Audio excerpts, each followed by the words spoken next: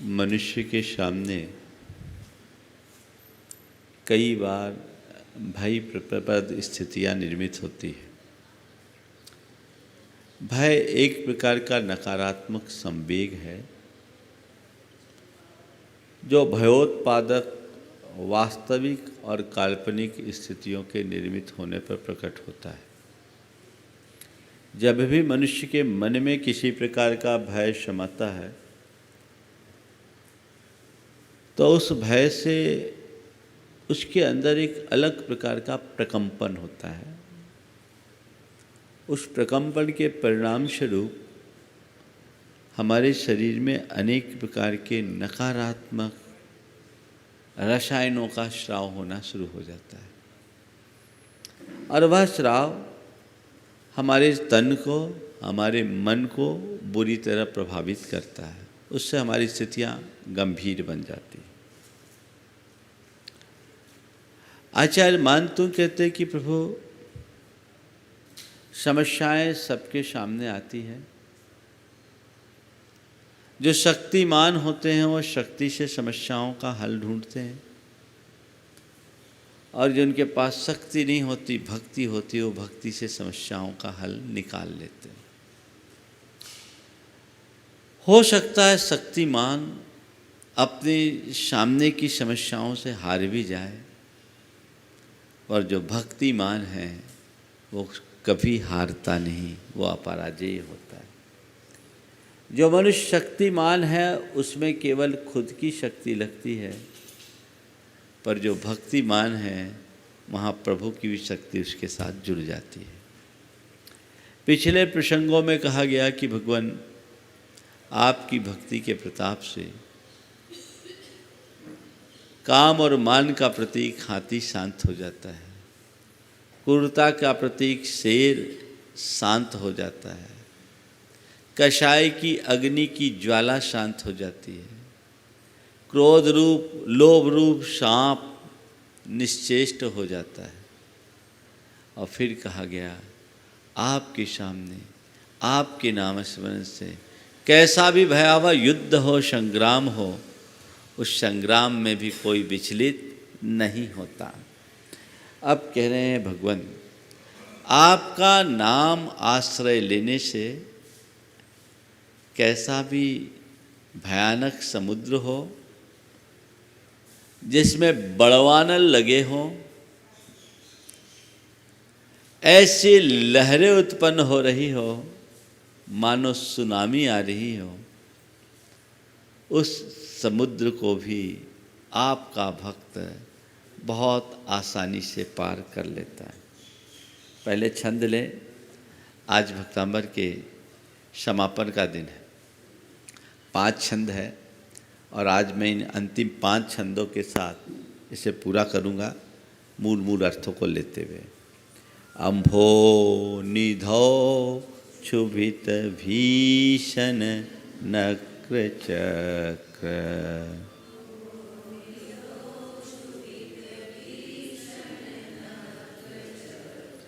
पाठीन पीठ भय डोलवन वाड़ वाग्नो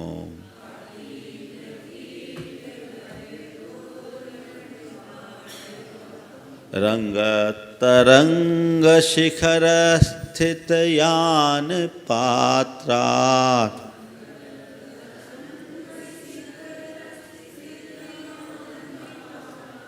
त्रासं विहाय भवत स्मरणाद् व्रजन्ति।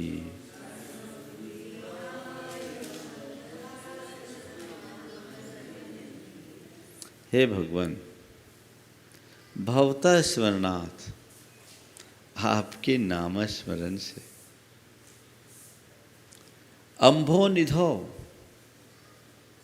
समुद्र में, कैसे समुद्र में, क्षुभित भीषण नक्र चक्रम, जो क्षुब्ध है भयानक नक्र यानी मगरमच्छों के घड़ियालों के चक्र यानी समूह से,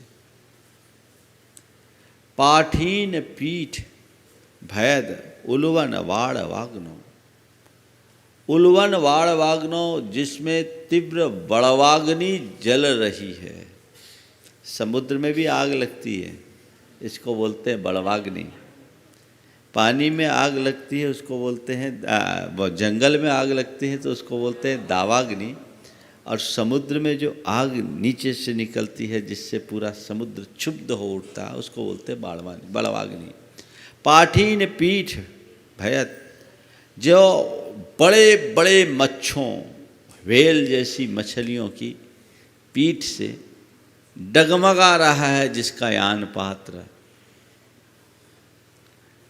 रंगत तरंग शिखर स्थित यान पात्रा, ऐसे बड़वाग्नि में जिनका यान पात्र यानी जहाज एकदम तरंगायित है, हिचकोले खा रहा है, उसमें रहने वाले लोग भी भवतः स्मरणात्, आपके नाम स्मरण से, तासम विहाय व्रजंती, सब कष्ट भूल करके पार हो जाते हैं। भगवान का नाम लेने से ऐसे भयानक सागर से पार हो जाते हैं। मुझे नहीं पता कि अगर कोई का जहाज समुद्र में फंसे और वो भगवान का नाम ले तो पार हो या ना हो, हालांकि ऐसी घटनाएं आती है, लेकिन इतना पता है कि जो भगवान का नाम लेता है वो भव सागर से जरूर तिर जाता है। इस छंद का एक आध्यात्मिक अर्थ मैं लूं उससे पहले दो घटनाएं जरूर सुनाऊंगा। बहुत पुराने ज़माने की बात है, ताम्रलिप्ति नाम था, उस समय कोलकाता का था, अंग्रेजों ने उसे कोलकाता दिया। ताम्रलिप्त भारत का एक बड़ा सुप्रसिद्ध बंदरगाह था, ताम्रलिप्त नाम था। एक व्यापारी भारत से श्रीलंका जा रहा था, रास्ते में उनका जहाज भंवर में फंस गया। देववाणी हुई, बलि दो नहीं तो सब डूब जाएंगे। वो जो श्रावक थे, सेठ थे, जो उस जहाज को लेकर जा रहे थे, बोले मेरा सब डूब जाए स्वीकार है, पर मैं बलि नहीं दूंगा। मैं जिन धर्मानुयायी हूँ, मैं सम्यक दृष्टि हूँ, मैं अहिंसा का अनुयायी हूँ, मैं ऐसा कर ही नहीं सकता। कहते देवी ने प्रकट होकर के कहा कि तुम्हें बलि देना पड़ेगा, नहीं तो मैं सर्वनाश कर लूंगी। सेठ ने कहा ठीक है, तेरे को जो करना कर ले, तू अगर नाश करेगी तो मेरे एक भाव का नाश करेगी, मैं बलि दूंगा तो मेरा भाव विनष्ट होगा, वो काम मैं नहीं कर सकता। और उन्होंने कुछ नहीं सोचा, इसे एक आकस्मिक उपसर्ग माना और भक्तामर पढ़ना शुरू कर दिया। वे नियमित भक्तामर के अभ्यासी थे। भक्तामर पढ़ना शुरू किया और भक्तामर का पाठ होते ही देवी के हाथ पांव ढीले हो गए, ऐसा कहते हैं। देवी ने प्रकट होकर के सेठ से क्षमा मांगी और कहा मुझे माफ़ करना, आपके पास तो मुझसे भी बड़ी शक्तियां हैं, मैंने ये जो कार्य किया आपको कष्ट हुआ, उसके लिए मैं आपसे क्षमा मांगती हूँ, पर मैं तुम्हारी इस भक्ति से बड़ी प्रसन्न हूँ, मुझसे कोई वरदान मांग लो। सेठ ने कहा मुझे कुछ चाहिए ही नहीं, मुझे कुछ चाहिए ही नहीं।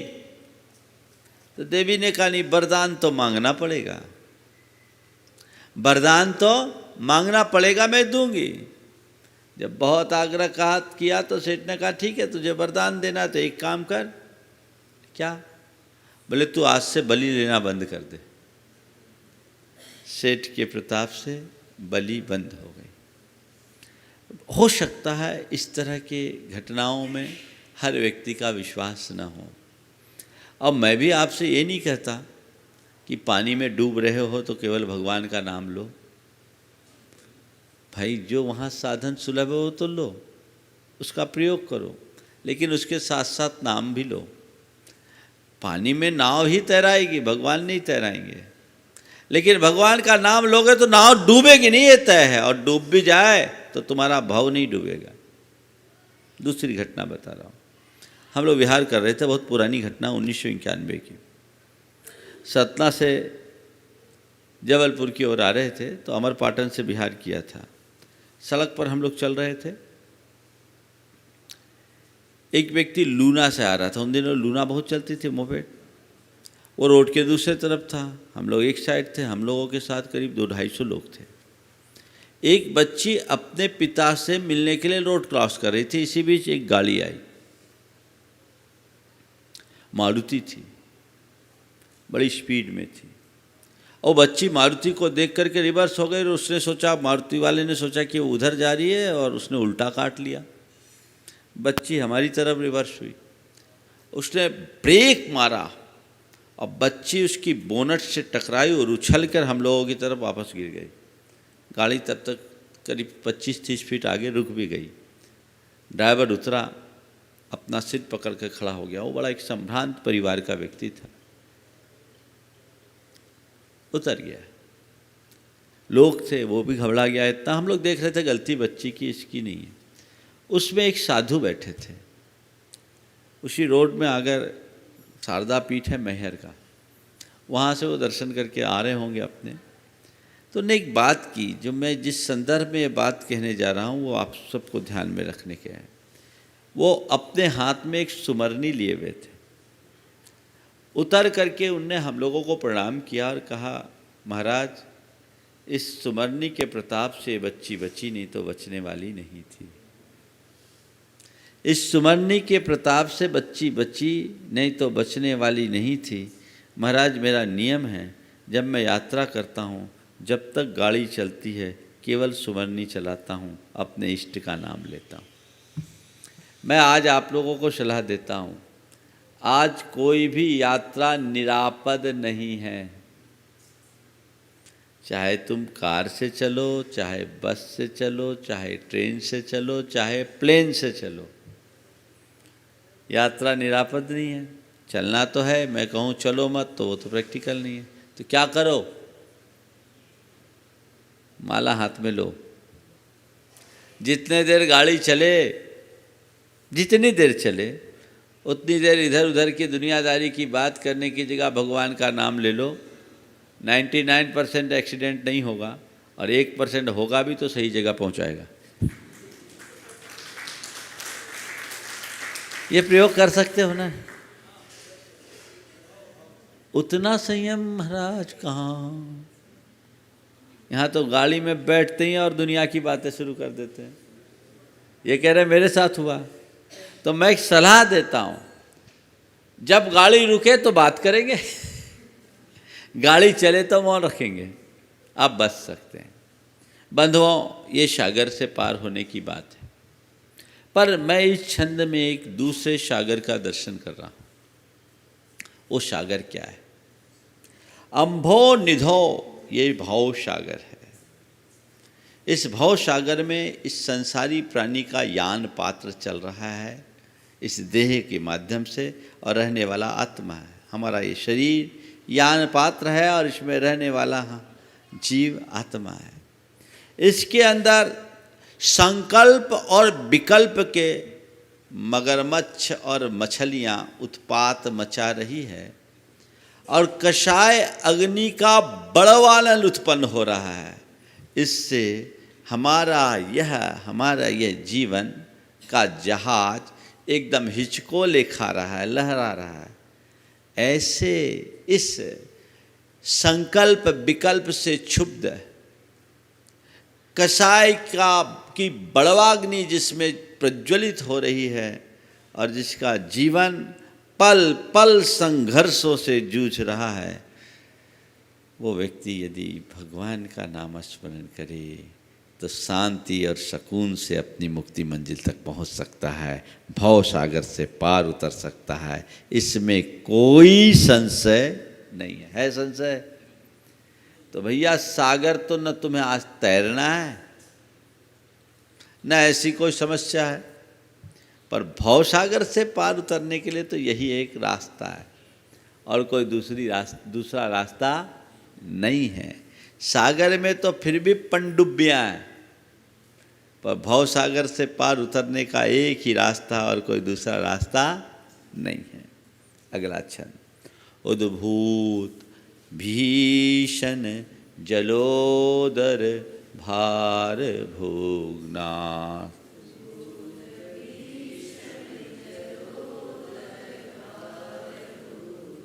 शोचाम दशामुपगताश्च्युत जीविताशः,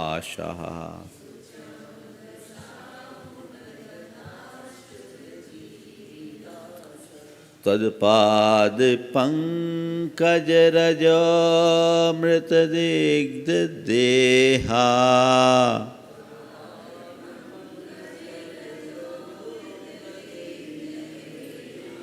मर्त्या भवन्ति मकरध्वज तुल्य रूपा।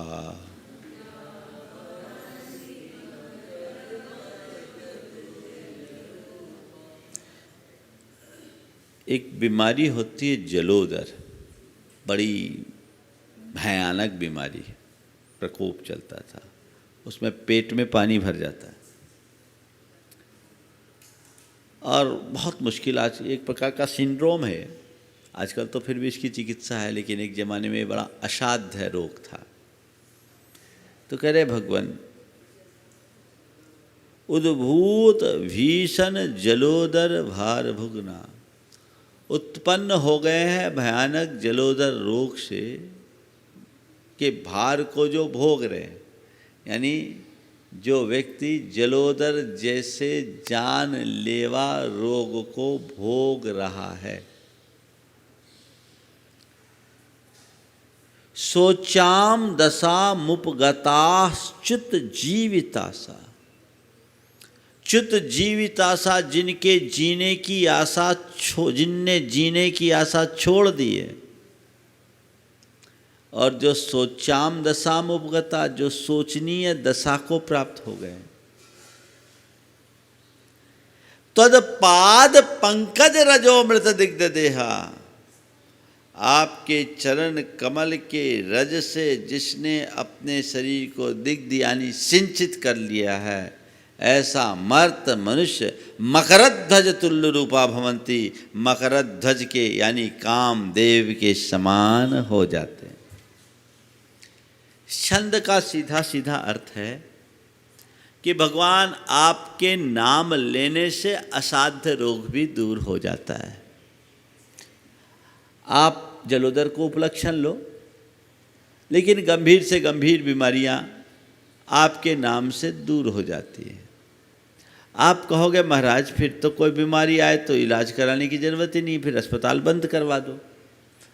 आज के युग में महाराज ये सारा उपदेश आप लोगों के मुख से अच्छा नहीं लगता। आपको तो ये कहना चाहिए कि मेडिकल एड जो है वो हमें लेना चाहिए, क्योंकि जो काम चिकित्सा का है वो चिकित्सा ही करेंगे।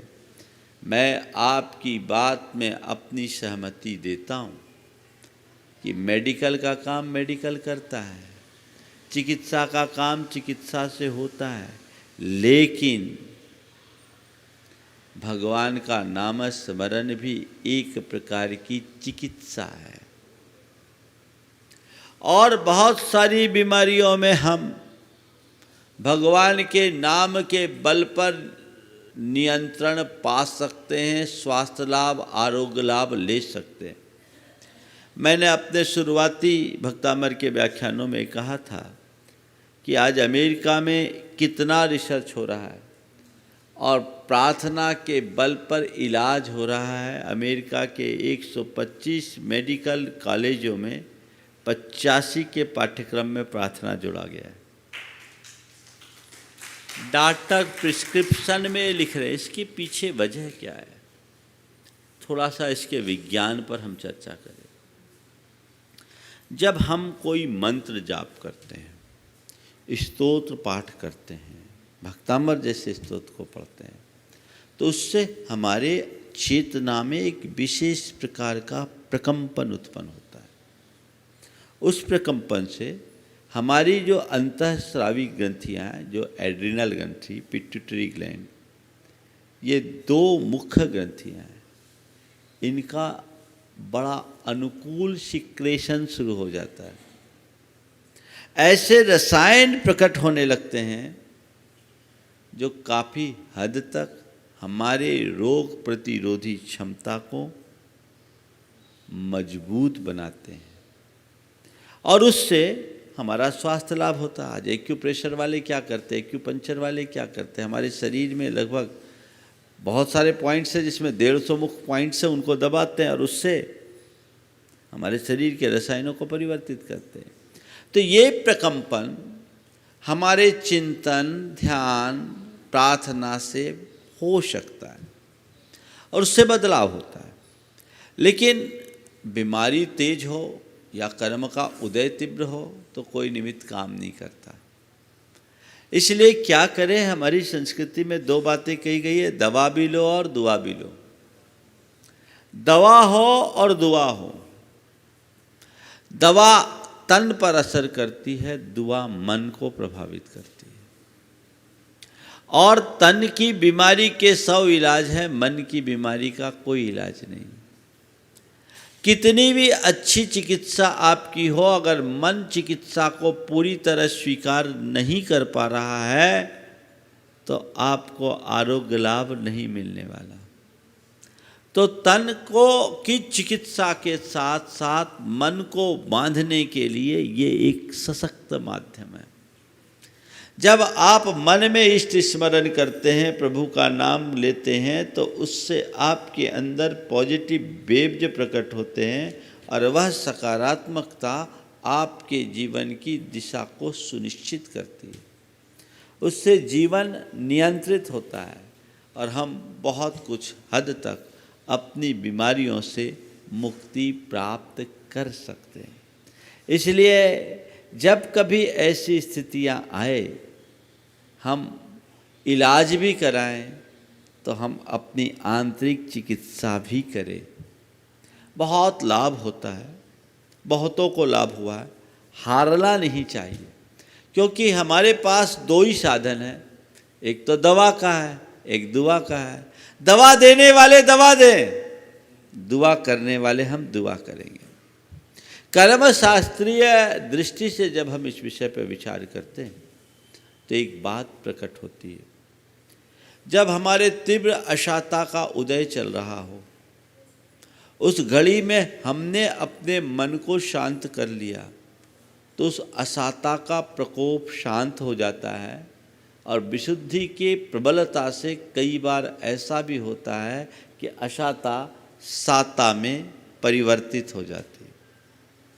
इसके विरुद्ध शांता का उदय चल रहा हो और हमने अपने मन को संक्लिष्ट कर लिया, अशांत कर लिया, तो बहुत संभव है हमारी अशांता का पाक कमज़ोर हो जाए और कभी कभी साता अशांता में बदल जाती। तो क्या खेल हुआ? शास्त्रीय भाषा में इसे कहते हैं संक्लेश और विशुद्धि। अगर आपने अपने मन में चिंता और तनाव उत्पन्न किया तो ये एक प्रकार का संक्लेश है। इससे बीमारी 3 दिन में ठीक होने वाली हो तो 30 दिन खा लेगी। और अगर आपने अपने अंदर सहजता रखी, विशुद्धि रखी, तो जो 30 दिन में ठीक होने वाला काम है वो 3 दिन में रिकवरी दे देगा। तो हमें अपने मन को शांत रखना चाहिए। भगवान की भक्ति से बीमारी दूर हो ना हो, पर बीमारी से लड़ने की ताकत जरूर आ जाती है। तो हमें वो ताकत अपने भीतर विकसित करना चाहिए। और ये जो बीमारियां हैं, अगर रोग आदि दूर होते हैं, बहुत सारी बीमारियां ठीक हो जाती है। मैंने नमोकार मंत्र के लेखन का प्रयोग अनेक लोगों से कराया। 4th स्टेज तक के कैंसर से लोगों ने मुक्ति पाई। इसमें मेरा कोई चमत्कार नहीं, कोई चमत्कार जैसी बात नहीं है। ये कारण कार्य का संबंध है। हमने वैसा वाइब्रेशन दिया, हमारे शरीर में वैसे रसायनों का परिवर्तन हुआ और उससे हमारे कर्मों के रसायन बदल गए, हमारे शरीर की अनुकूलता आ गई। तो हमारे हाथ में जो है वो हमें लेना चाहिए, उसके अनुकूल चिकित्सा करनी चाहिए, अंत तक नहीं हारना चाहिए। हाँ, एक बात ये भी नहीं भूलना चाहिए कि मणिमंत्र तंत्र बहु होई, मरते न बचावे कोई। इस छंद में आचार्य महोदय ने दो विशिष्ट शब्दों का प्रयोग किया है, सोचाम दशाम उपगता और दूसरा च्युत जीवितासा। सोचाम दशाम उपगता यानी जो सोचनीय दशा को प्राप्त हो गए, यानी जिनके अंदर तीव्र एंजाइटी है, जो चिंता में फंसे हुए हैं, चिंता के चक्रव्यूह में बुरी तरह उलझ गए हैं, उनके लिए कहते हैं भगवान जो आपको अपना लेगा वो कभी सोचाम दशाम उपगता नहीं रहेगा, उसकी चिंता पल में दूर हो जाएगी। प्रभु को भजो, भगवान को भजो, भक्तामर पढ़ो, नमो कर जपो, सारी चिंता पल में दूर हो जाएगी। और भैया किसी समस्या का निदान चिंता से होगा या चेष्टा से? हाँ, तुम लोग क्या करते हो, चेष्टा की चिंता? चेष्टा कम, चिंता ज्यादा। भगवान को हृदय में बसा लो, तुम्हारे हृदय में चेष्टा करने की ताकत आएगी, चिंता दूर भाग जाएगी। तो चिंता मुक्त होने के लिए आध्यात्मिक रास्ता अपनाओ। जाप, ध्यान, सत्संग, ये सब हमारी चिंताओं के मुक्ति का आधार है। दवाइयों से चिंता मुक्त होना मुश्किल है, लेकिन अगर हमने ऐसी चीज़ों का आलम्बन ले लिया, सारी चिंता खत्म। च्युत जीवितासा, जिनने जीने की इच्छा छोड़ दी, जिनकी जीने की आशा कम है, वो तो हमने अर्थ लगा लिया, लेकिन जिनकी जिजीविषा मंद पड़ गई, जो डीप डिप्रेशन में है, जिनकी इच्छा आत्महत्या करने की बन गई है, जो हर पल सुसाइड की बात सोचते हैं, जिनने जीने की आशा छोड़ दी, अगर हृदय में भगवान को बसा लेगा, पल में तर जाएगा, उसमें कोई संशय नहीं है। तो डिप्रेशन और एंजाइटी के जो भी शिकार है, भक्तांबर पढ़ो, और पूरा भक्तांबर नहीं पढ़ पाओ तो यही छंद पढ़ो, 100% आराम मिलेगा। आप प्रयोग कीजिए। मैंने बहुतों को डिप्रेशन से बाहर करने का रास्ता बताया और वो बाहर हुए। अच्छे बहुत गहराई से डिप्रेशन में डूबे हुए लोग, आप इन सब बातों को रखो। और एक बात बोलूं, डिप्रेशन होने पर भगवान का नाम लो और तुम बचो, ये तो बात की बात। अगर भगवान को अपने हृदय में बसा लोगे तो जिंदगी में न तो कभी डिप्रेशन होगा, ना एंजाइटी होगी, सारी जिंदगी मस्ती से कटेगी। मन की बड़ी विचित्र दशा होती है। एक बार एक आदमी होली का समय निकट था, सुबह अंधेरे में शौच गया जंगल में, हाथ धोकर के बाहर आया, शौच धोने के बाद देखा तो उसे हाथ में खून सा दिखाई पड़ा। रात सोने तक अच्छा था, जब तक शौच गया तब तक अच्छा था। जब खून दिखा बड़ा घबराया, खून कहाँ से आ गया? शौच की जगह में देखा, वहाँ भी लाल लाल खून खून खून। इसे देखते ही अंदर से काँप गया, अरे क्या हो गया? मुझे आज ब्लीडिंग हो गई, ओवर ब्लीडिंग हो गई, मेरे पेट में, मेरे आंतों में कुछ हो गया हो। लसता पड़ गया, अपने खाट में जाकर गिर गया। इसी बीच उसके 8 साल का पोता कुछ खोजता हुआ आया, उसके खाट के नीचे देखा और कहता, दादा मेरा लोटा कौन ले गया? दादा मेरा लोटा कौन ले गया? बोले कौन सा लोटा? बोले मैंने आज होली है, रंग घोल करके आपके खाट के नीचे रखा था, उसमें रंग घोल कर आपके खाट के नीचे रखा था। बोले हे भगवान, मुझे क्या मालूम, वो रंग था पर यहाँ तो अलग तरंग थी। अब बोलो, जिसका कोई वजूद नहीं, मनुष्य उससे भी घबराता है। आध्यात्मिकता के मार्ग को अंगीकार कर लेने पर ये सब बातें हमसे हमेशा हमेशा के लिए दूर हो जाती है। तो कह रहे हैं सोचाम दशाम उपगताश्च्युत जीवतासा तदपाद पंकज रजोमृत दिग्ध देहा सद्य स्वयं विगत बंध भया भवंती।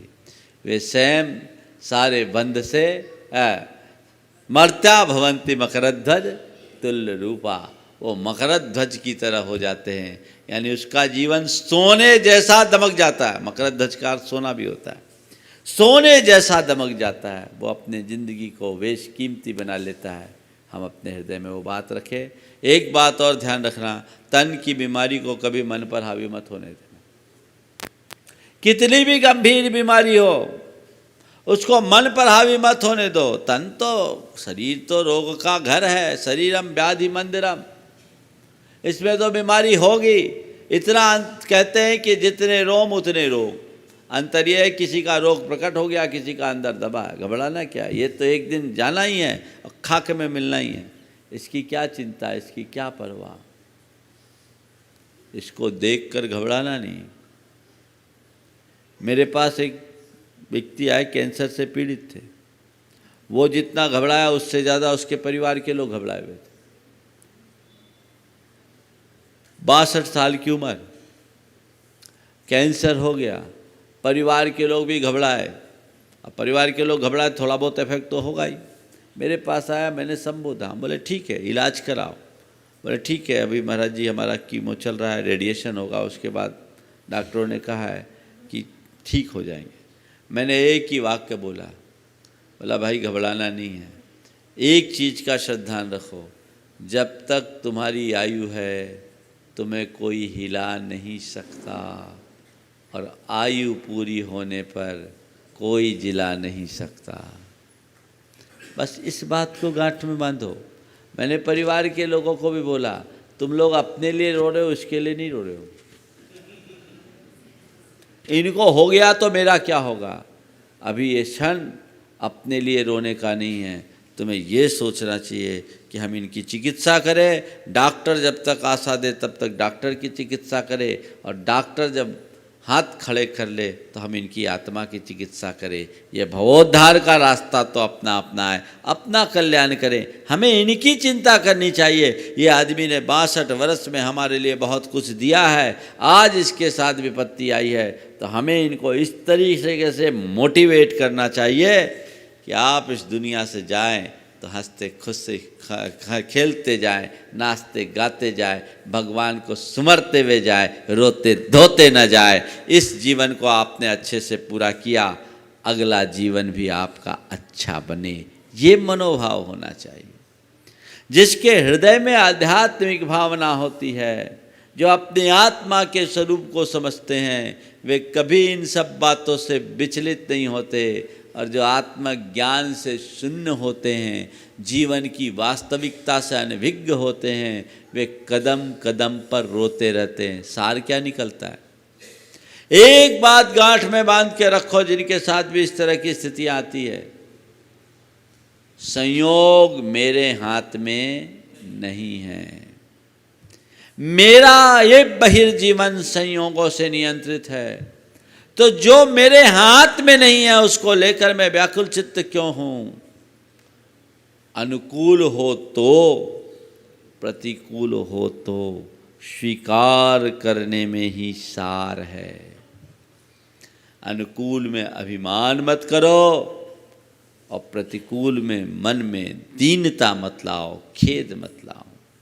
ये बात यदि हमने आत्मसात कर ली तो फिर हमारे जीवन में किसी प्रकार की कोई कठिनाई कभी आ ही नहीं सकती। आपाद कंठ मुरु श्रृंखल वेष्टि टांगा,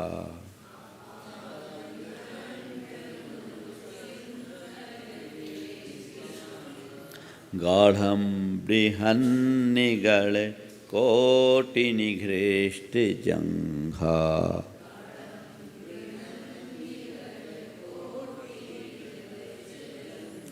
तन्नाम मंत्रमनिशं मनुजा स्मरन्तः।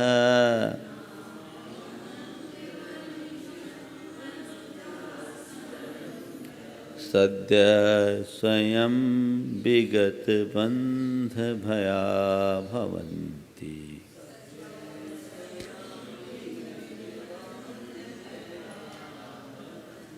भगवान, आपका नाम लेने वाले सारे बंधनों से मुक्त हो जाते हैं। कैसा बंधन? आपाद कंठ मुरु श्रृंखल वेष्टितांगा। जिसका अंग, जिसका शरीर आपाद कंठ, पांव से कंठ तक, उरु श्रृंखल कंठ हृदय सबसे सांखलों से बांधा हुआ है। कैसे? गाढ़म बृहन निगल कोटि निघृष्ट जंगा। किस तरह के सांकल?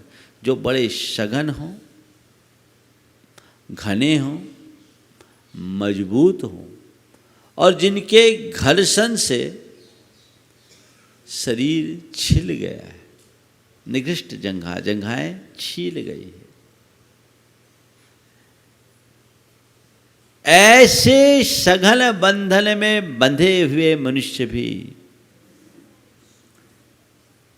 तन्नाम मंत्र मनिशम मनुजा स्मरंत। ये मनुजा तन अनिशम तन्नाम मंत्र में स्मरंत।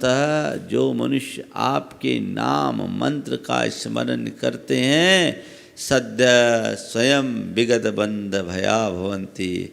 वे सद्य यानी शीघ्र, तत्क्षण तत्काल स्वयं ही सारे बंधन से रहित हो जाते हैं, बंधन के भय से मुक्त हो जाते हैं। हम सबको पता है कि आचार्य मानतुंग को 48 तालों में बंद कर दिया गया था, सांकलें बांध दी गई और भक्तामृत स्तोत्र के पढ़ने से वो उनके सारे बंधन टूट गए। आचार्य मानतुंग इसी बात को अंत तक दोहरा रहे हैं। हम अगर आपके नाम स्मरण को करेंगे तो सारे बंधन टूट जाएंगे। मैंने शुरुआत में ये बात कही थी, ये बात असंभव नहीं, क्योंकि ध्वनि की तरंगों में बहुत बड़ी ताकत होती है। ध्वनि की तरंगे आगे बढ़ते हुए जब 18,000 साइकिल को पार कर देती है